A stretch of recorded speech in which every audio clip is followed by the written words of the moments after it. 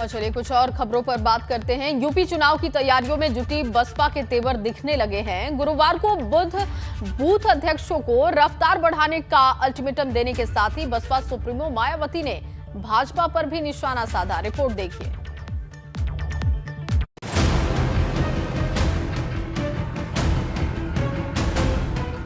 मायावती ने दिया अपनी महारथियों को जीत का मंत्र। क्या रिजर्व सीट पर खत्म होगी बसपा की टेंशन?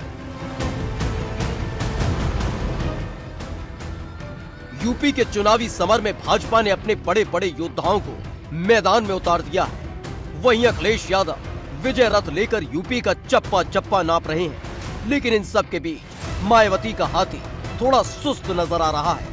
लेकिन अब मायावती ने हाथी में चाबी भरते हुए अपने सभी पदाधिकारियों और यूपी के अपने हर जिले के बूथ अध्यक्षों को अपनी रफ्तार तेज करने के लिए 1 हफ्ते का वक्त दिया है।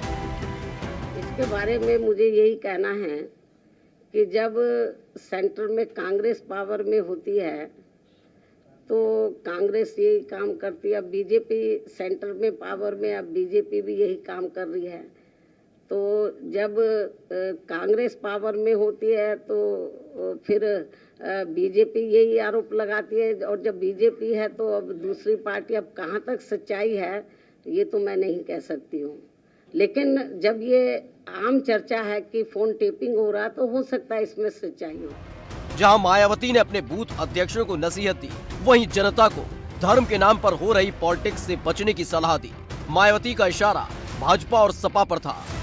बीजेपी, सपा व अन्य विरोधी पार्टियां भी अपनी अपनी कमियों पर पर्दा डालने के लिए जो ये इस चुनाव को हिंदू मुस्लिम रंग देने में पूरे जी जान से लगी हैं, तो उससे भी पार्टी के लोगों को शहर शहर व गांव गांव में जाकर अभी से ही सावधान करने का भी कार्य शुरू कर देना है। लेकिन मुद्दे की बात यह है कि क्या बिना जमीन पर उतरे, बिना जोश दिखाए मायावती यूपी में अपनी सरकार बना पाएंगी?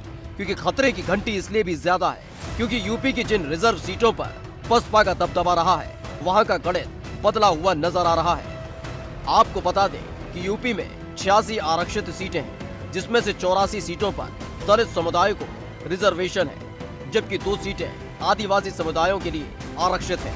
आमतौर पर बसपा की इन सीटों पर मजबूत दावेदारी मानी जाती रही है, लेकिन भाजपा के उभार के बाद से गणित बदल गया है।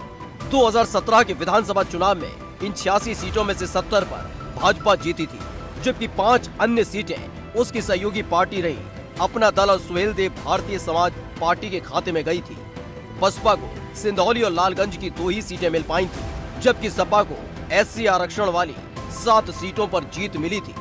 यही वजह है कि बसपा के लिए उसके अपने गढ़ में स्थिति ठीक नजर नहीं आ रही है, क्योंकि जिस दलित वोट के सहारे मायावती यूपी की 4 बार मुख्यमंत्री बनी, उसी दलित वोट में भाजपा ने सेंध लगा दी है। और रही सही कसर इस बार अखिलेश यादव ने छोटे छोटे दलों के साथ हाथ मिलाकर पूरी कर दी है। ऐसे में क्या मायावती चुनाव से ठीक पहले हाथी की चाल बदल पाएंगी? ये बड़ा सवाल है। Bureau report, ABP Ganga.